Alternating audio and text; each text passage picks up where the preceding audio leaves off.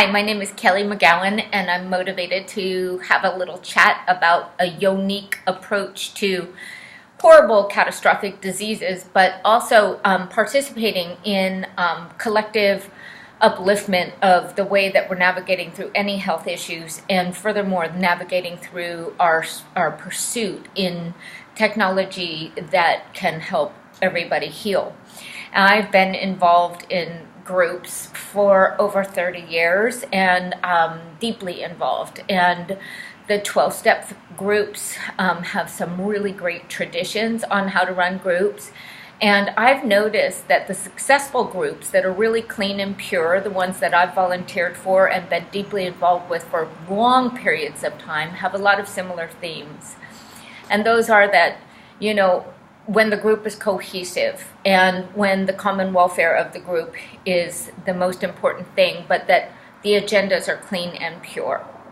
And I want to talk about this because I think that the groups that I've been in, like hospice, Suicide Prevention Center, the Center for Inner Peace, the Center for Attitudinal Healing, all of these groups that have thrived continuously, they have, traditions that hold it in place. And you can always tell the foundation of the group by the way that it's held together, and it's really up to the organizers and the people that are holding it together to hold true to principles.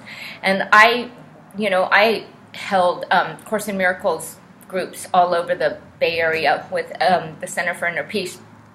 And our groups were intact and they were clean. And even if someone came in and they were very disruptive, we would love them until they loved themselves, or we would teach them how to make the group better rather than let them pull the group down. But we would never cast anybody out. And the whole thing about kicking someone out of a group, or the whole thing about changing the intention or the purpose of the group, it's very important to be in alignment. And so when you know what your one goal is, which is what I love about the Course in Miracles, and I love about the 12 steps, and I love about even hospice, is that the goal is love.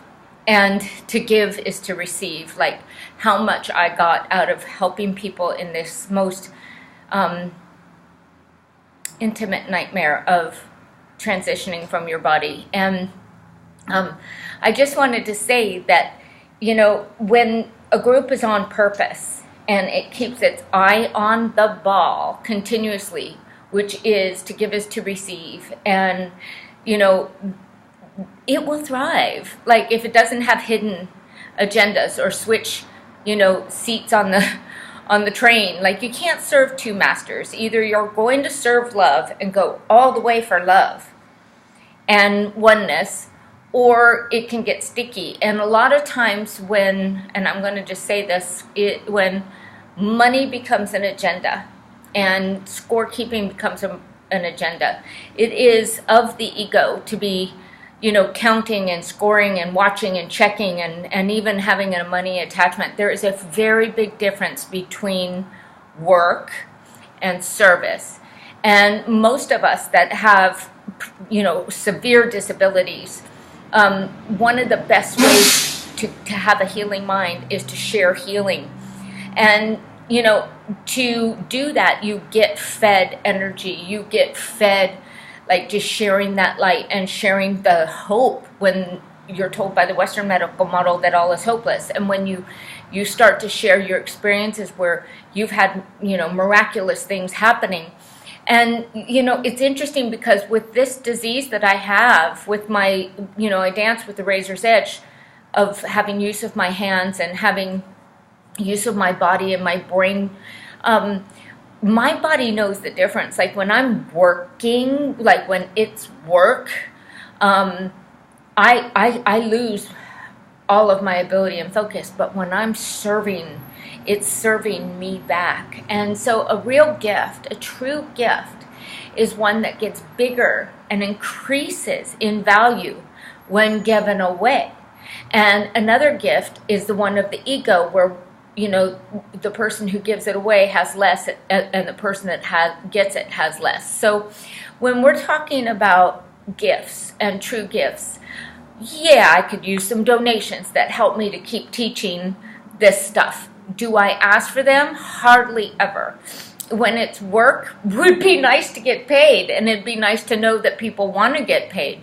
But on the other hand, I feel that there's a hoarding of amazing information right now that gets attached to money in ways that people can heal and awaken. And my vision, and I'm going to just bring you into it, is I am going to manifest through the lottery or through contributions or through somebody getting behind me and donating, but I'm going to have a healing center where people who don't have money, I mean, it feels like you have to almost be rich to get these secrets, this ancient wisdom. And I can see it happening. It's going to happen.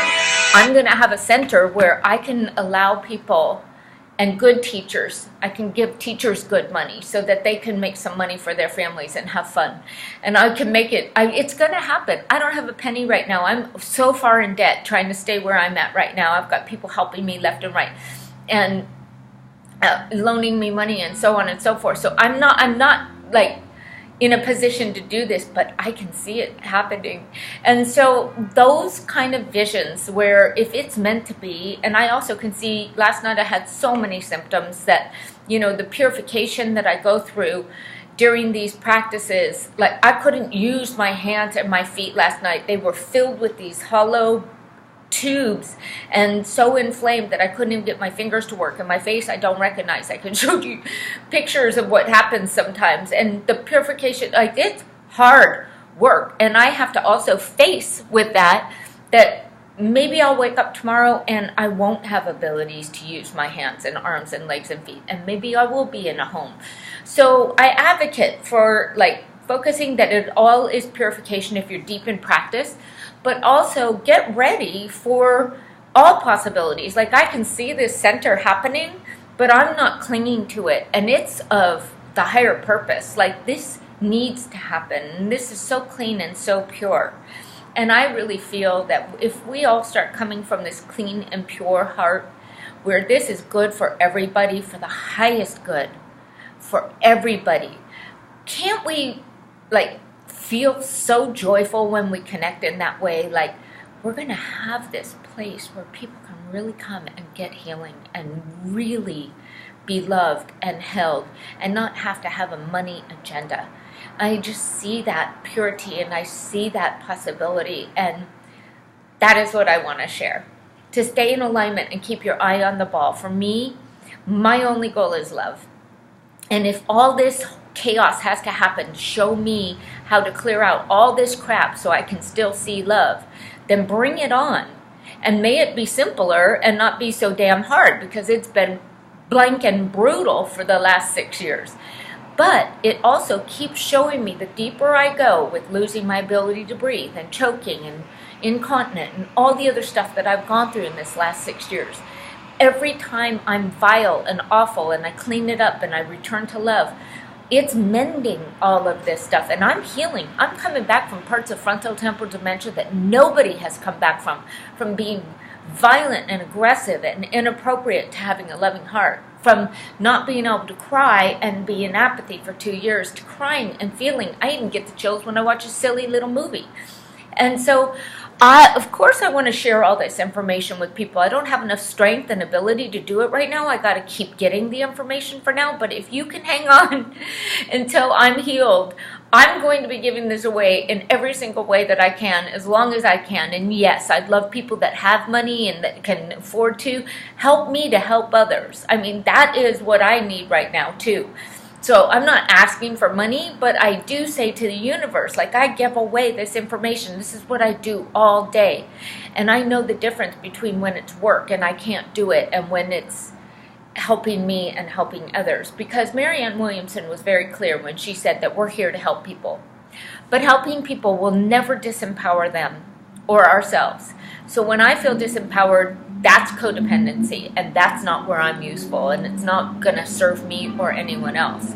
But when I'm empowered and it empowers others, we all get energized. And that is how the healing occurs. That's part of the healing. It's multifactorial. You need to do movements to get your body to clear out the energy. You need to do sounds to get your body to vibrate in a different frequency. You need to clean up your thinking. You need to quit overthinking. You need to take rest. You need to laugh. You need to smile, because there's $1 million, multi-billion-dollar pharmaceutical factory that's activated just in the smile alone. Like, there's so many things that we need to do to have a healing mind. And part of it is being in service. And the other part of it is teaching only love, because that is what you are. And so, my only goal is to wake up in this lifetime and never have to come back here again. And right now we're in a shift, we're in a convergence, and there's good information coming in, and there's also crescendo that's happening here. So I invite you, get on and give it everything you got. Have the focus of healing self, others, the universe. I mean, this is a big deal. This is a very big deal that we're doing right now, and everyone's feeling the shift. So right now, 51% more loving thoughts will get us to the light. And if I can do this, if I can keep my frequency in alignment and hold together, be the cohesive glue underneath everything that I do and the people that I'm working with, so that they can stay steady and keep their eye on the ball, because I've seen it a million times, and so have you, with groups and compounds and, spiritual leaders that buy big chunks of property. Like, they go nasty. They get tangled up in the money, their prices go up, they start drinking poisons, poisoning people, having sex with all their students. I mean, it's the ego. It turns up its volume. So they may start off with this high level thinking, and then when they get all this money and this power, boom, they start to go sideways, because the ego's like scared. It gets raucous and vicious at best when all of a sudden everyone's coming together in this love. So to me, the invitation now is when it's all thriving, and when we are in group, and when things are really good, to stay, keep your eye on the ball and stay. Don't get distracted by the ego. It's smoke and mirrors. We don't need anything. All we need is to keep our eye on the ball and stay in alignment, that we are going to heal, we are going to awaken. And there are words like immortal or Tao or Buddha or Christ mind or Holy Spirit or higher power or oneness or love or God or unity or vision with a capital V. All of these things are the same thing. The Tao, we're going to the part that's perfect and healed and whole, this quantum field, where everything exists in love and beauty and safety and joy and peace. I mean, that's what we're after here. That's healing. That's the goal. And, to bring that energy into every single cell and every single organ and have peace of mind. So that's the bottom line, peace and joy, like the attributes of love, joy, and peace. The attributes of the ego, fear, guilt, shame, and sacrifice. So I'll leave with that. Thank you. Have a great day. To give is to receive. And I receive so much.